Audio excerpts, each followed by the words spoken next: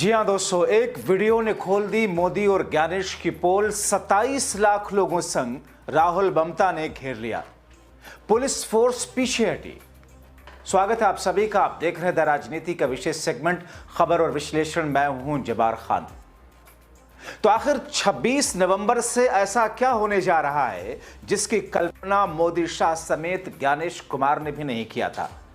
आखिर राहुल गांधी और ममता बनर्जी के बीच में ऐसा कौन सा माहदा हुआ कि दोनों ही की सेनाओं ने मोदी शाह के साथ साथ ज्ञानेश को घेरने का ऐसा फुल प्रूफ प्लान तैयार किया जिससे आने वाले दिनों में एक अलग तरह की स्थिति बनेगी।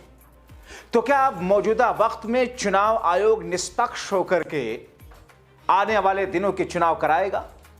आखिर क्या है प्लानिंग राहुल गांधी और ममता बनर्जी की? विस्तार से दोस्तों आपको सब कुछ बताते हैं।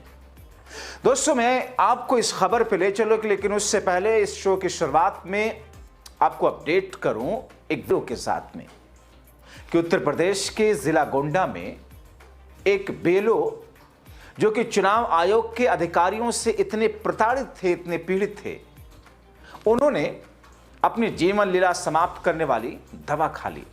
तंग आकर के जिला अस्पताल में भर्ती कराए गए, मगर उनकी जान बच नहीं सकी। सवाल ये कि आखिर चुनाव आयोग अपनी मनमानी कब बंद करेगा, कितने लोगों को जाने देनी होगी।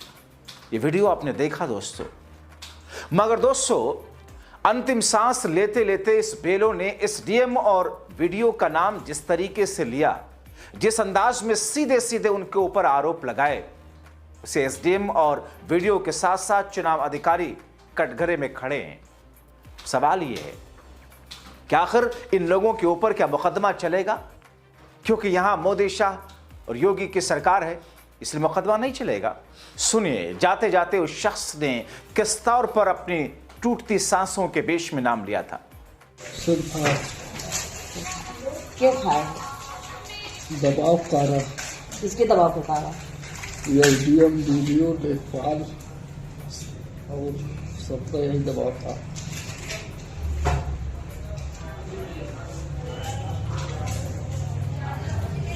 अब कोई यार है आपको दवा कराने? दोस्तों आपको याद होगा उत्तर प्रदेश के रायबरेली में जब एक दलित शख्स को पीट पीट करके खुद को बाबा के सहयोगी बताने वाले या बाबा वाले बताने वाले लोगों ने उसकी जान ले ली थी, तो उस दलित शख्स के अंतिम सांसों के बीच में राहुल गांधी नाम आ रहा था। और जब राहुल गांधी वहां जाने लगे उन लोगों से, उस पीड़ित परिवार से मिलने के लिए, तो कैसे योगी सरकार ने, पुलिस प्रशासन ने उनके खिलाफ में एक पूरा षड्यंत्र रचा था। अब जबकि चुनाव आयोग के अधिकारियों की उत्पीड़ना का शिकार होकर के एक शख्स जो कि सरकारी कर्मचारी अपनी जान दे दी, तो दोस्तों हर तरफ सन्नाटा, खामोशी, एक एफआईआर तक नहीं। उधर मध्य प्रदेश में एसआईआर कराने वाले चुनाव आयोग की टीम में बीजेपी और संघ के लोग पकड़े गए, जो बीजेपी के कार्यकर्ता और पदाधिकारी निकले, जिस पर चुनाव आयोग और जिला अधिकारी को माफी मांगनी पड़ी है। इस बीच में दोस्तों ममता बनर्जी ने जो कदम उठाया, 26 नवंबर से क्या कुछ होना है आपको बताता हूं, लेकिन ममता बनर्जी ने जो कदम उठाया उसे बंगाल से लेकर दिल्ली तक हंगामा है।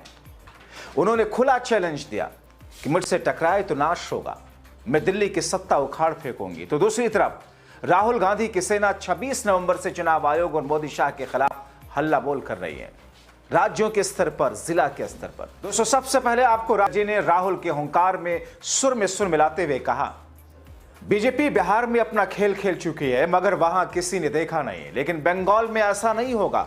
अगर बंगाल में मुझे या मेरे लोगों पर हमला हुआ तो मैं इसे व्यक्तिगत हमला मानूंगी। चुनाव के बाद मैं पूरे देश का दौरा करूंगी और राष्ट्र को हिलाऊंगी। चुनाव नजदीक देखकर अब सीए का शोर मचा रहे हैं और धर्म के आधार पर फॉर्म बांटा जा रहा है। दोस्तों ममता कहती हैं कि हम एसआईआर का विरोध नहीं करते, लेकिन किसी भी असली मतदाता का नाम अगर कटेगा तो फिर हम बताएंगे कि ममता है क्या। बीजेपी अपनी पार्टी दफ्तर से लिस्ट तैयार करती है, चुनाव आयोग उसी के मुताबिक फैसला करता है। चुनाव आयोग का काम निष्पक्ष होना चाहिए, मगर वो तो बीजेपी के आयोग की तरह काम कर रही है। मगर दोस्तों इसके आगे ममता ने जो कहा चर्चा का विषय है। वो कहती हैं बीजेपी मुझसे मेरे खेल में जीत नहीं सकती। बीजेपी के लोग धर्म के नाम अधर्म कर रहे हैं, लोगों को प्रताड़ित कर रहे हैं। हम बंगाल के मतदाताओं के अधिकार की रक्षा करेंगे, चाहे कितनी भी सरकारी एजेंसियां आप लगा लो। दोस्तों जिस वक्त ममता ये हुंकार भर रही थी, इस रैली में हजारों लाखों की संख्या में मतुआ समुदाय के लोग मौजूद थे, जिन्हें एसआईआर और सीए से सबसे ज्यादा चिंता है। ममता के इस आक्रामक तेवर ने बंगाल की सियासत को एक बार फिर से गरमा दिया।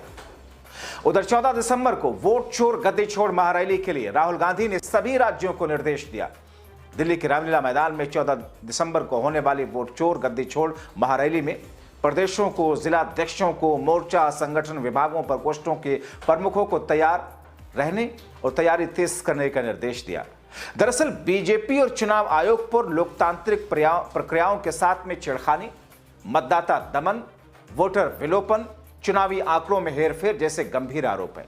राहुल की यह रैली मताधिकार की रक्षा और चुनावी पारदर्शिता बहाल करने की सामूहिक पुकार है। सभी जिला कांग्रेस कमेटियों को निर्देश दिया गया, कार्यक्रम को अनुशासन, गंभीरता, उच्च सहभागिता के साथ में आयोजित कर इसे एक्शन टेकन रिपोर्ट प्रदेश कार्यालय को भेजे। बताया जा रहा है कि संविधान रक्षा जिस तौर पर मौजूदा वक्त में एक बड़ा मुद्दा बना है, खास तौर पर बीते 11 वर्षों से, अब हर शख्स की जिम्मेदारी बताई जा रही है लोकतांत्रिक मूल्यों और संवैधानिक मूल्यों की रक्षा करना।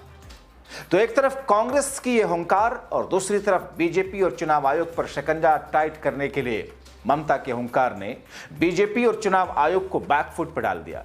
पश्चिम बंगाल के मुख्यमंत्री ममता बनर्जी ने चेतावनी दी, अगर बंगाल में उन्हें या उनके लोगों को निशाना बनाया गया, पूरे देश में सड़कों पर उतरेंगे, राष्ट्र को हिलाएंगे। वो कहती हैं बीजेपी बिहार में अपना खेल जिस तरीके से खेली है, लेकिन बंगाल में खेलने नहीं देंगे। अगर हमारे लोगों पर हमला हुआ या हमारे लोगों के साथ में ज्यादती हुई तो फिर मोदी और शाह के साथ साथ ज्ञानेश को भी सोचना होगा कि ममता बिहार के तेजस्वी की तरह या उत्तर प्रदेश के अखिलेश की तरह नहीं है। ममता अपना रुतबा दिखाएंगी और ममता की जो राजनीतिक पार्ट है जमीन पर, उसके जरिए से अपनी लड़ाई को आगे ले जाएंगी। अब दोस्तों, चूंकि एक तरफ बिहार में जिस एसआईआर की प्रक्रिया को शुरू कराकर मोदी शाह ने चुनाव आयोग के जरिए से एक भारी मैंडेट हासिल किया या जीत हासिल की, अब क्या वो एक पैटर्न बन चुका है देश के दूसरे राज्यों में जीत अर्जित करने के लिए? दोस्तों, सुप्रीम कोर्ट में ये पूरा का पूरा मुद्दा है, मगर क्या वाकई सत्ता पक्ष को सत्ता में बनाए रखने के लिए आगे भी प्लानिंग और तैयारियां की जाती हैं चुनाव आयोग के जरिए? क्योंकि मतदाता सूची के पुनरीक्षण का जो पूरा तौर तरीका अपनाया गया, उसमें उसकी जड़ में ही संदेह है और इसीलिए सुप्रीम कोर्ट में पूरा का पूरा मामला गया था, अभी भी लंबित है। लेकिन दोस्तों, जिस अंदाज में, जिस तरीके से उत्तर प्रदेश के योगी आदित्यनाथ हो या फिर देश के गृह मंत्री अमित शाह जो भाषा का प्रयोग करते हैं, जिस किस्म की बातें करते हैं, जिस किस्म का आदेश दे रहे हैं, उससे ये सिर्फ महज चुनाव जीतने और महज बीजेपी के वोटरों को जोड़ने या विरोधियों के वोट काटने तक सीमित नहीं है। इसके आगे भी बहुत कुछ ऐसी है जिसकी कई ग्रे लाइन्स इस वक्त सोशल मीडिया पर तैर रही हैं।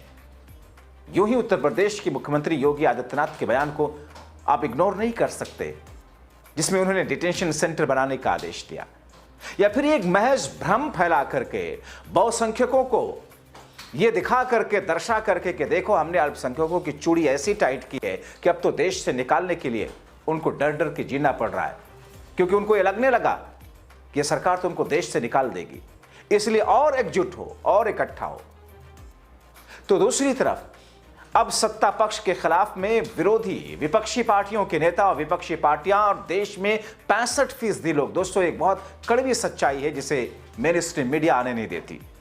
मेन स्ट्रीम मीडिया इस बात का प्रचार करती है कि देखो मोदी की नीति ये थी, कदम ये था, भारतीय जनता पार्टी ने ये किया, फिर भी चुनाव जीत गए। इसका मतलब देश यह चाहता है कि चुनाव यही जीते। जबकि दोस्तों, क्या आपको पता है बीजेपी के विरोध में, एनडीए के विरोध में देश का 65% वर्ग रहता है। आप देखें लोकसभा के चुनाव में मुश्किल से 35-37% वोट आता है बीजेपी एनडीए को, और बाकी वोट जो कि बिखरा हुआ है। यानी कि जिस बीजेपी और मोदी शाह के लिए पूरे देश की रहनुमाई करता हुआ यह गटर मीडिया कहता है कि पूरा देश मोदी के पक्ष में है, जबकि महज 35 से 36%, जबकि 62 से 65% दूसरी तरफ यानी कि विपक्ष में, विरोध में है। ऐसी स्थिति में जरूरी है इन तमाम चीजों को समझना, जानना, और इसीलिए मैं बार बार कहता हूं, जागरूक रहिए, अपने हक की आवाज को उठाइए, ऐसा ना हो कि देर हो जाए। अपनी राय जरूर लिखें।